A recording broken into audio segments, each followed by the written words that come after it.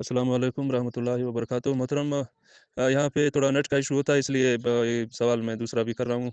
क्या ऐसी कोई हदीस मुबारका है कि आप सल्लल्लाहु अलैहि वसल्लम ने फरमाया कि खामोशी अख्तियार करो, खामोशी अख्तियार करो, खामोशी अख्तियार करो। इससे जो है ना शैतान को फिटकार मिलता है और इसी खामोशी रहने की वजह से आपके दीनी अमूर में आपको कामयाबी मिलती है।